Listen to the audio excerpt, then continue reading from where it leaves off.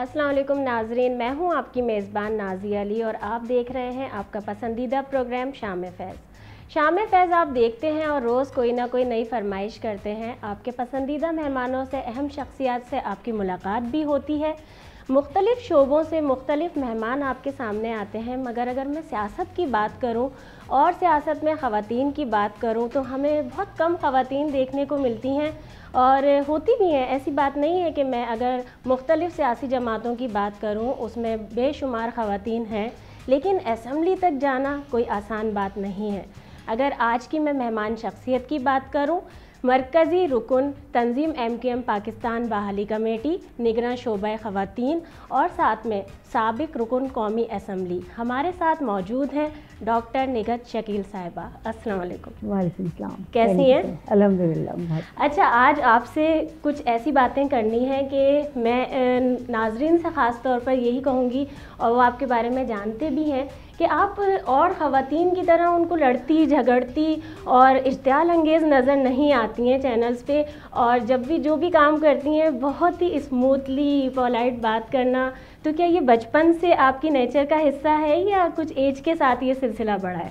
नहीं, मेरे ख्याल में एज के साथ नहीं होता। जो चीज़ बचपन से आपके तरबियत में होती है वो फिर आगे चल के आपका अच्छा, साथ लेकिन देती है। शरारती बच्ची तो होंगी ना आप, या उसमें भी शरारत भी बड़ी खामोशी से तहजीब के साथ की जाती है? नहीं, अपने बहन भाइयों में मैं सबसे ज़्यादा मेरे ख्याल में डरपोक जो कहना चाहिए और खामोश हुआ करती थी। अच्छा। और अलग अलग का करम है कि मेरे माँ बाप ने शायद हम लोगों की तरबियत इस तरह की है कि हमारे घर में आप जनाब से बात होती थी, तो हमें जब हम अपने स्कूल में अपनी आपस में बहनें बात करते थे तो आपने ये नहीं किया या आपने ये कर दिया तो सब कहते थे कितना तकल्लुफ़ करती हो तुम लोग। तो हम कहते थे नहीं, हमारा तकल्लुफ़ नहीं, हमारे घर में बात करने का अंदाज़ ही बड़ा है। महज़िब और अपनायत का एहसास होता है। जो आप बता रही हैं वो एनवायरनमेंट, क्योंकि मेरा भी एक्सपीरियंस यही रहा है। तो कुछ लोग जब बाहर से आते हैं तो उनको बड़ा वो फील हो रहा होता है। ननियाल में तो इनफैक्ट ये कि नाम भी जब पूरे लिए जाते हैं तो उसमें फ़र्क होता है। अच्छा, अगर बचपन की बात करूँ कि उसमें पेरेंट्स की तरफ से होता है तो वो सख्ती का माहौल देखा घर में अपने एनवायरनमेंट, या ये था कि नहीं ठीक है ये शरारत हो गई तो चलें कोई बात नहीं है?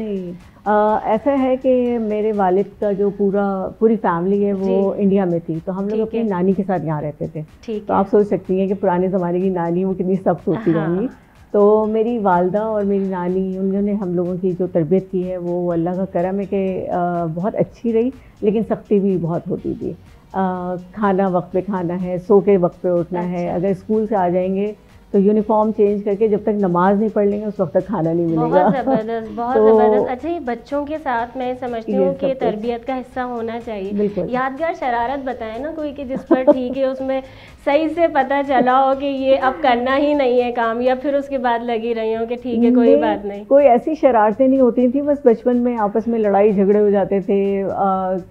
खिलौने इतने ज़्यादा होते नहीं थे, 3 बहनें, हम एक साल के डिफरेंस से थे। अच्छा। तो आपस में जो शेयर करते थे तो किसी को ये चाहिए किसी को वो चाहिए, ये होता था और कुछ नहीं। बाकी मेरी नानी का घर बहुत बड़ा था, उसमें दरख्त होते थे अमरूद का, आम का, तो हम लोग बहुत अमरूद के दरख्त पे चढ़ जाते थे। बचपन से कराची में रही? कराची में। एजुकेशन भी कंप्लीट यहीं पर की? कराची। अच्छा, उसका सिलसिला बताएं ना, किस तरह से जब तालीमी मैदान में इंसान कदम रखता है।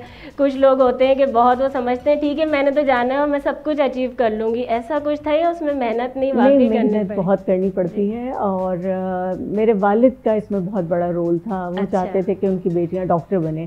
तो हम 3 बहनें हैं शुरू में, फिर मेरे भाई हैं, फिर एक बहन, फिर भाई, तो हम 4 बहनें 2 भाई हैं, तो हम 3 बहनें डॉक्टर हैं।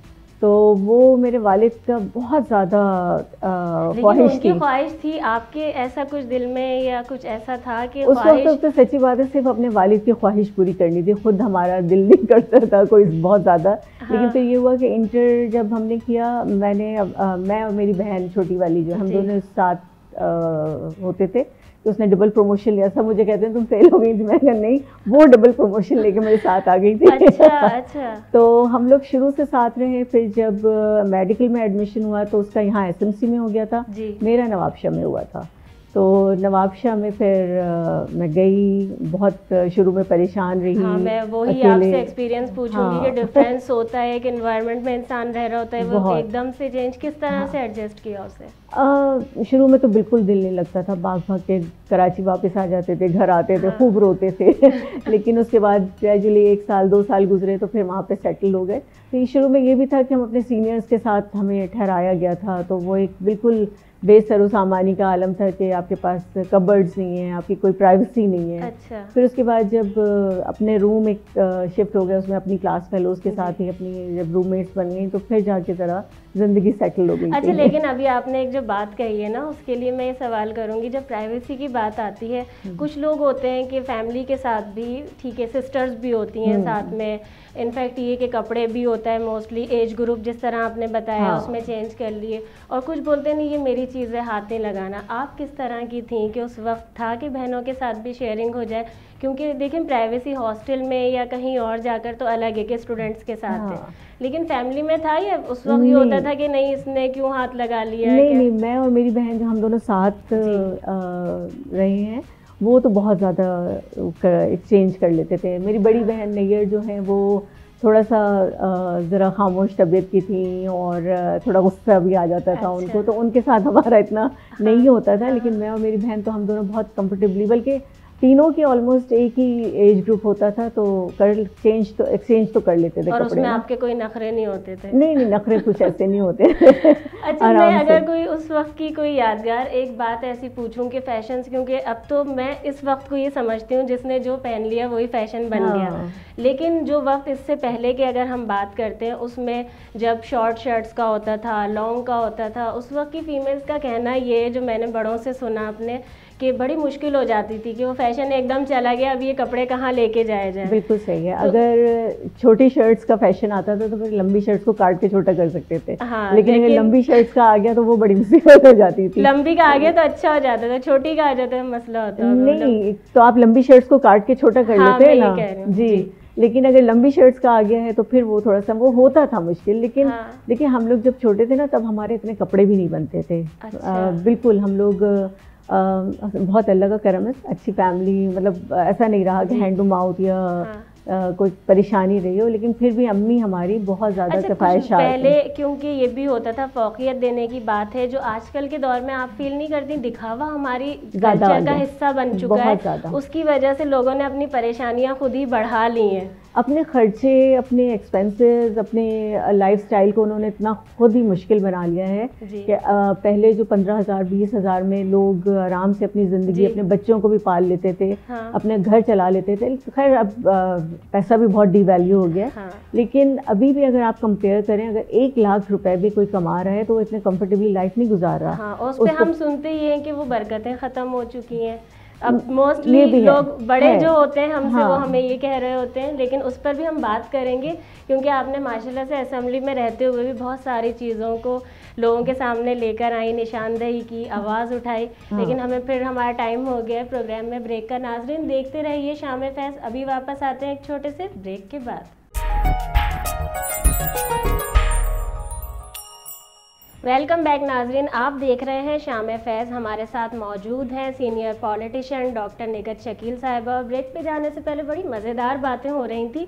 हम जब अखराजात की बातें कर रहे थे तो मैं इनके लिए भी कह रही थी, इन्होंने असेंबली में बहुत सारी चीज़ों की निशानदही की और ख़वातीन की तरफ से मैं ये समझती हूँ कि इस तरह सामने आना और किसी भी चीज़ के ऊपर लड़ना। लेकिन मैं इस चीज़ के ऊपर बात करूँगी, एक चीज़ और कहूँगी कि अगर हम बात करते हैं कि सियासतदानों की, ख़ास तौर पे ख़वातीन को तो कहा ही यही जाता है कि वो ज़्यादा उछलती हैं, ज़्यादा लड़ाइयाँ करती हैं, और पॉलिटिक्स में आने के बाद तो हमारी यहाँ मेल फीमेल सभी जब अगर करंट अफेयर्स के शोज़ में आते हैं यही करते हैं। इनकी शख्सियत ऐसी है कि ये काम कर रही होती हैं लेकिन उन चीज़ों से दूर होती हैं। इसकी कोई ख़ास वजह है, आप बताएंगी इसके बारे में? मैं आपको इतना ज़्यादा एक्टिव करंट अफेयर्स के शोज़ में नहीं देखती हूँ। मुझे सच्ची बात यह है कि जो करंट अफेयर्स के शोज़ हैं ये बिल्कुल एक दिया, वो जो कहते हैं ना WWF की रेसलिंग, बिल्कुल वैसी लगती है मुझे, क्योंकि इतनी गंदगी होती है, इतने बुरी तरह एक दूसरे के ऊपर कीचड़ उछाला जा रहा होता है, आवाज़ अपनी ऊंची करके और बुरा भला कहा जा रहा होता है, पुरानी गंदी बातें दोहराई जा रही होती हैं। मैं इन सब चीज़ों से बहुत दूर रहती हूँ, मुझे बिल्कुल ये सब चीज़ें नहीं पसंद, तो मैं नहीं चाहती कि हाँ, लेकिन अब हम इन्हें ज़हमत देंगे हमारे चैनल के लिए, अब हम इन्हें ज़हमत देंगे। अच्छा, मैं अगर हमारे यहाँ फीमेल्स की बात, क्योंकि मैं उसी चीज़ के ऊपर कर रही हूँ, जिस तरह हमारी सिर्फ पॉलिटिक्स की बात नहीं, हर फील्ड में ही हमारे यहाँ जब ख़वातीन आती हैं, कभी हैरेसमेंट के, कभी कोई और प्रॉब्लम्स, उनको किसी ना किसी तरह से डिग्रेड, एक वो बड़ा जुमला सुनने में आता है कि आपके बस की बात नहीं है, काम है, आप नहीं कर सकती हैं। तो मैं ख़ास तौर पे एक उसके लिए भी आपसे मैसेज लेना चाहूँगी कि ख़वातीन के बारे में उनको मोटिवेट करने के लिए क्या बताएंगी, और उन लोगों के लिए कि जो पॉलिटिक्स में आना चाहती हैं लेकिन डिसहार्ट हो जाती हैं, बहुत सारी चीज़ें ऐसी दिखती हैं, कुछ की फैमिलीज़ वो देखकर हो जाती हैं। हमारे यहाँ मीडिया, पॉलिटिक्स, कुछ शोबे ऐसे हैं हमारे मुल्क में जो ख़वातीन के लिए बहुत मुश्किल बना दिए गए, उनके लिए क्या कहेंगी? सबसे पहले तो ये कि जो आपने कहा कि हरासमेंट होती है, और देखिए हर जगह पे, हाँ। सिर्फ पाकिस्तान में नहीं, दुनिया के किसी भी मुल्क में चले जाइए आपको हरासमेंट होती है अगर ख़वातीन को, और अगर कॉम्पिटेंट हैं आप अच्छा काम कर रहे हैं, तो आपका जो कोलीग है या जो आपसे वो हो जाता है, इनसिक्योर हो जाता है, वो फिर आपको किसी और तरह हरास करता है, चाहे वो काम में रुकावट डाल के, चाहे वो फिज़िकल अब्यूज़ हो या कुछ और हो, तो ये हर जगह होता है। लेकिन बात सारी आपके अपने करेज की है। जब आप बाहर निकली हैं तो आपको इन चीज़ों के लिए तैयार रहना पड़ेगा, हाँ। और आपको फिर अपनी आवाज़ आगे पहुंचानी पड़ेगी। अगर आपको कोई भी तंग कर रहा है, ये मैं जनरल ख़वातीन के लिए बात कर रही हूँ कि अगर आपको कहीं भी कोई भी तंग कर रहा है तो आप खामोश रह के और उसको और बढ़ावा मत दीजिए, हाँ। आप फ़ौरन उसकी कंप्लेंट कीजिए, इन राइटिंग कीजिए, ताकि आपके पास एक क्योंकि ये करके ऐसा नहीं लगता आपको कि हम सिर्फ अपने आप को तहफ़्फ़ुज़ नहीं दे रहे होते, जितनी भी हमारे मुआशरे में दीगर ख़वातीन हैं उनको भी तहफ़्फ़ुज़ दे रहे हैं। बिल्कुल। मुख्तारा माइक की मैं आपको बता रही थी, एक बहुत बड़ी एग्जाम्पल है हमारे लिए कि हिम्मत की, हौसले की, और ये जो एक हमारा माशरा है जिसमें ख़वातीन के साथ ज़्यादती होती है, हाँ, उसमें वो जिस तरह खड़ी हुई है, अब वो एग्जाम्पल बन गई है सबके लिए, तमाम ख़वातीन के लिए, के बावजूद, क्योंकि ख़वातीन ज़्यादातर ऐसे केसेस के बाद बैक हो जाती हैं, छुप जाती हैं, क्योंकि हमारी सोसाइटी इस तरह की है ना कि वो जो करने वाला है उसके ऊपर उंगलियां नहीं उठाती, लेकिन जो बेचारी शिकार हुई है जुल्म का, ज़्यादती का, उसके किरदार के ऊपर उंगलियां उठाई जा रही होती हैं। तो ये हमें अपने बच्चों की भी तरबियत करनी है, अपनी बेटियों को तो हम सिखा ही रहे हैं, हमें बेटों की भी तरबियत करनी है कि बेटों को भी हमें बताना है कि लड़कियों का किस तरह ख्याल रखा जाता है, उनकी किस तरह इज्जत की जाती है, उनको तकलीफ़ नहीं दी जाती, उनको मारा नहीं जाता। क्योंकि हाँ। बेटे देखिए अपने बाप को देखते हैं घर में, अगर उनका बाप उनकी माँ के साथ जुल्म कर रहा है, मार रहा है, तो वो ऑटोमेटिकली उनकी जो साइकी है या उनके जहन है उसमें यही चीज़ आएगी कि हाँ, जब उसकी बीवी आएगी वो उसको मारेगा, उसको तकलीफ़ देगा। तो शायद यही एक चीज़ है कि कल्चर भी हो जाता है, उसको उस चीज़ की तकलीफ तो होती नहीं है। ये सबसे बड़ी जिम्मेदारी माँ की होती है, हाँ। कि ये माँ अपने बेटे को, अपनी बेटी को सिखाए कि किस तरह माशरे में रहा जाता है, औरत की किस तरह इज्जत की जाती है, उसके क्या हुकूक हैं। तो ये सारी चीज़ें मतलब लेके चलना होता है औरत का। अच्छा, माँ का जिस तरह से हमने अभी ख़वातीन के बाहर काम करने की बात की और उस पर बहुत सारी जो हैरेसमेंट है उन पर भी, लेकिन अगर मैं ख़वातीन के बाहर काम करने पर, वर्किंग फीमेल्स की बात करती भी हूँ, तो उसमें एक मैरिड लाइफ होती है, एक अनमैरिड होती है। लेकिन कुछ जब अनमैरिड होते हैं तो कहा जाता है ना कि माँ बाप तो बहुत सारी चीज़ें बर्दाश्त कर लेते हैं, साथ खड़े भी हो जाते हैं, लेकिन जब लाइफ पार्टनर होता है साथ में तो उसमें भी अक़साम होती हैं मर्दों की। कुछ बहुत कोऑपरेटिव होते हैं, ट्रस्ट भी करते हैं, और कुछ होते हैं जिसकी वजह से फीमेल्स की, स्पेशली बाहर काम करने वाले की जो लाइफ होती है वो बहुत खासी डिस्टर्ब हो जाती है। तो जब आपने ये अचीवमेंट्स हासिल किए हैं और कंटिन्यूसली और अभी भी पॉलिटिक्स का हिस्सा हैं, काम कर रही हैं, तो मैं ये सवाल ना करूं, ऐसा तो हो ही नहीं सकता कि लाइफ पार्टनर की तरफ से किस तरह की पहले आपको कन्विंस करना पड़ा उन्हें इन चीज़ों के लिए कि अब भाई यूज टू हो जाना है आपको, मेरी यही लाइफ स्टाइल है? नहीं, इसमें देखो मैं ये कहूँगी कि जो मैंने जैसे बताया कि मैं बहुत शाय थी, इंट्रोवर्ट जो कहते हैं ना, कि ज़्यादा नहीं बोलती थी, हाँ। तो इसमें दो मर्द हैं जिनके बहुत इम्पॉर्टेंट रोल रहा है मेरी ज़िंदगी में। अच्छा। एक मेरे वालिद, अल्लाह ताला उनको गज़ल के रहमत करे, उन्होंने नवाबशाह भेजने का जो वो किया, वो मैं कराची से बाहर गई, इंडिपेंडेंटली मूव किया, वहाँ रही 5 साल। वो एक बहुत बड़ा माइलस्टोन था मेरी ज़िंदगी का, जिसमें मैंने बहुत कॉन्फिडेंस गेन किया।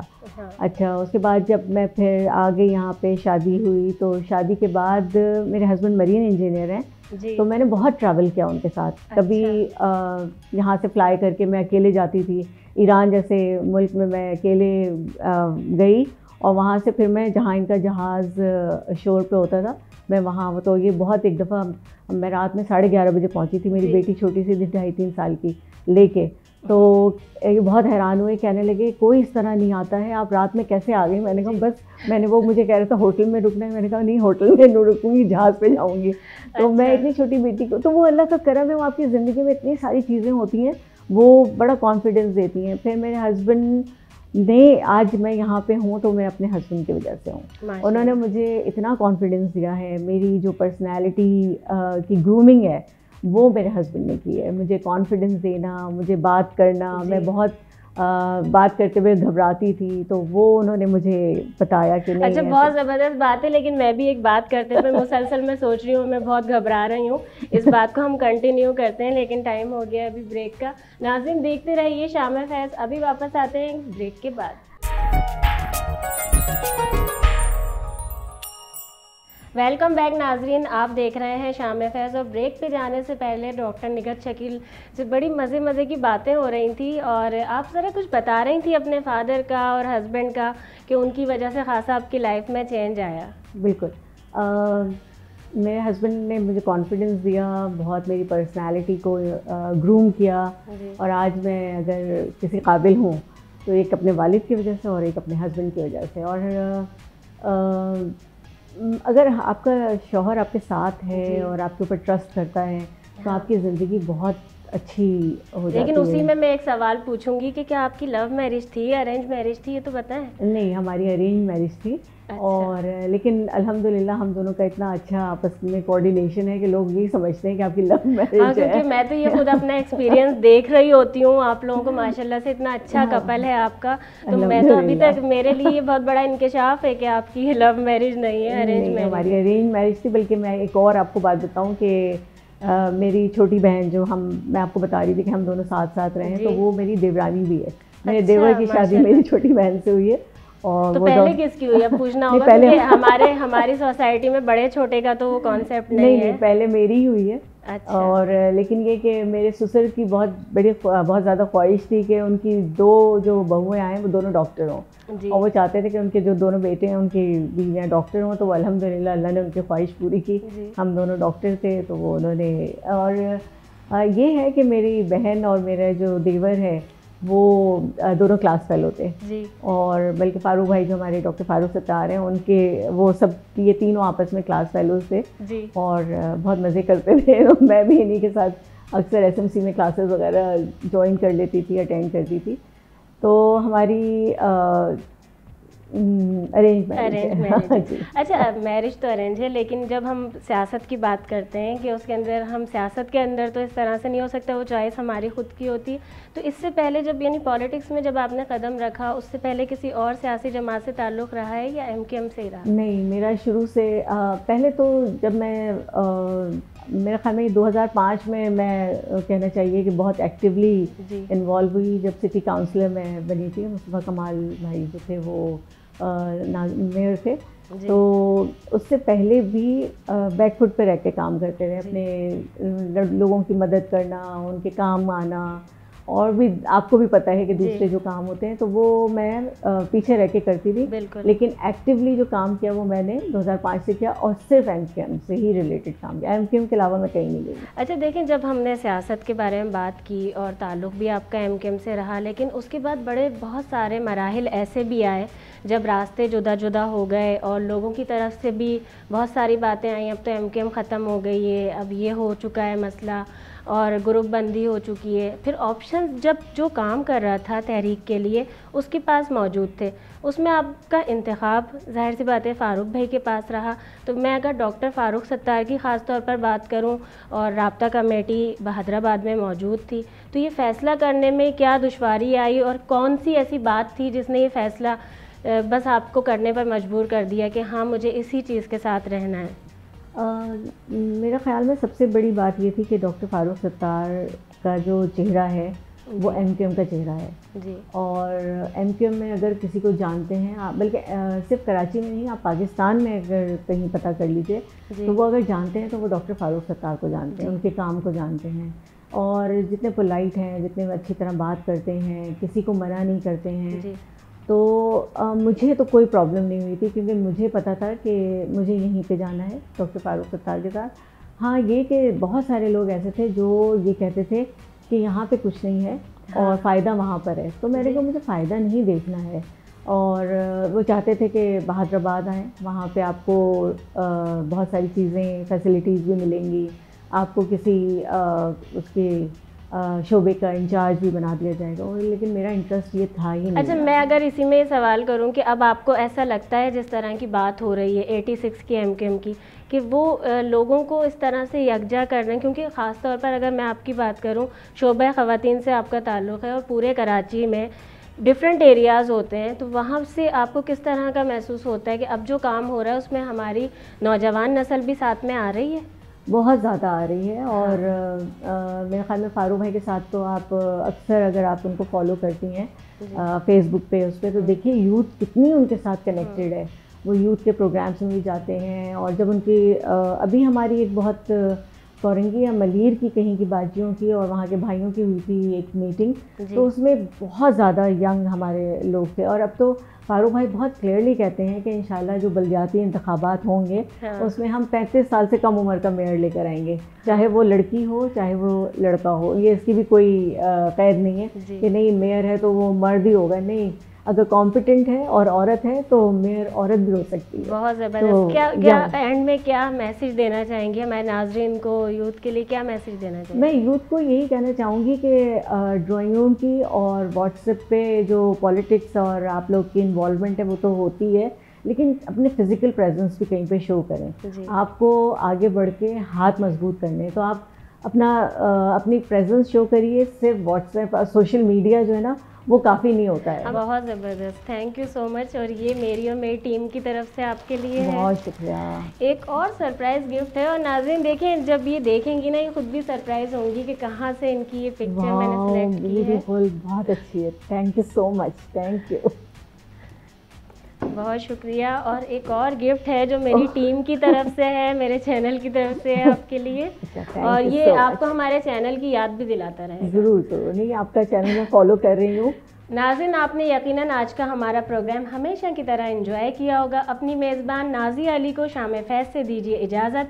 अल्लाह हाफ़िज़। पाकिस्तान जिंदाबाद।